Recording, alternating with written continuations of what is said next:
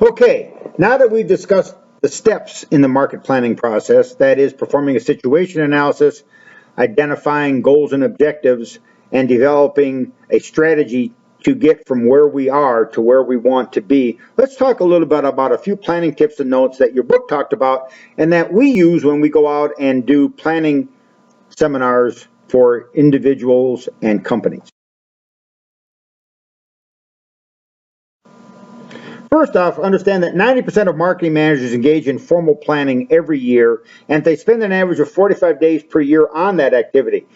If you understand that most people work about 220 days per year, that means that almost 20% of their time is tied up in planning activities. It's that important. Some of the benefits of a marketing plan, of course, is it defines the current business situation. It helps define strategies. It helps establish objectives.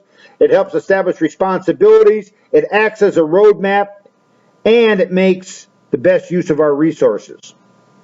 So think about the benefits of a marketing plan or even a career plan for yourself at this point in time.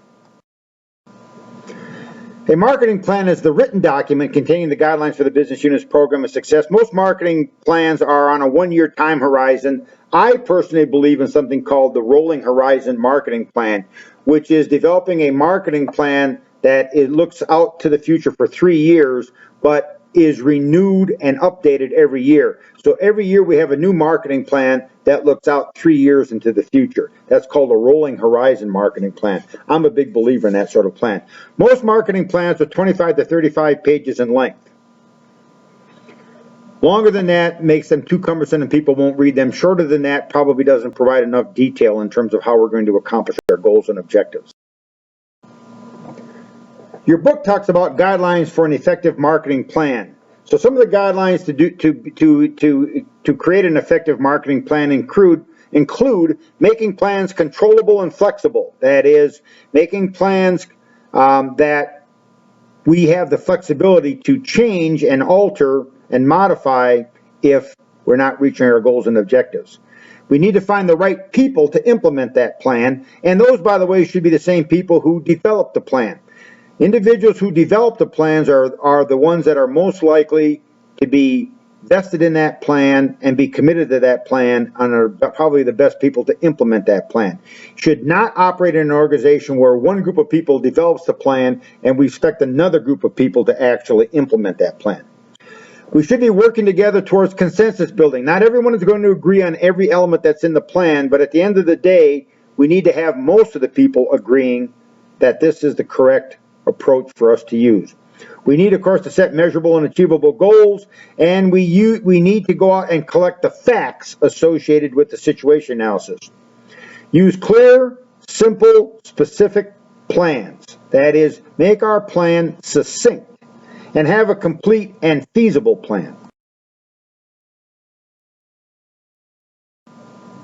Some frequent planning mistakes. The number one mistake in planning that we find is an inadequate situation analysis.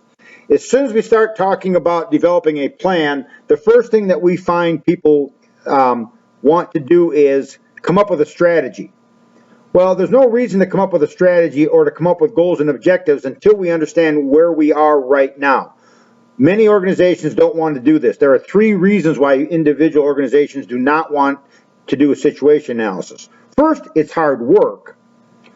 Second, they don't like to do it because it is a reality check. And then finally, organizations don't like to do a situation analysis because they don't like to admit where they are. It's sort of like someone getting ready to go on a diet. Well, at some point in time, you have to step on a scale if you're going to set goals and objectives for where you want your weight to be in the future.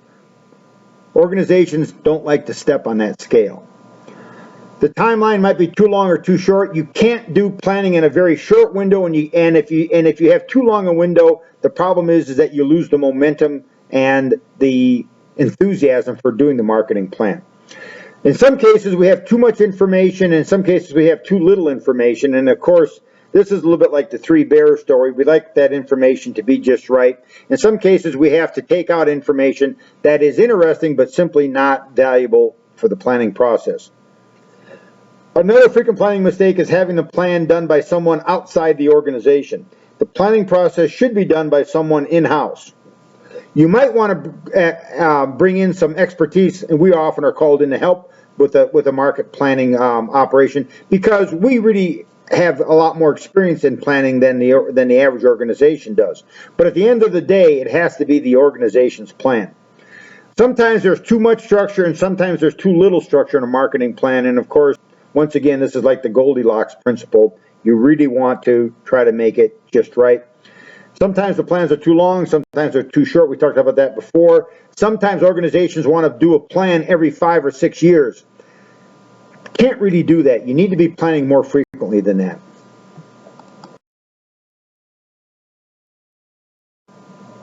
A couple of other good planning tips. Use experience at multiple levels. Use both internal and external data. Give yourself enough time, and employ incentives to make the planning happen. All organizations will be better off if they use these good planning tips. In summary, good planning takes time, effort, and thought. It is not a simple process, but the results are worth the work to accomplish them. And at the end of the day, good planning tends to result in successful business ventures.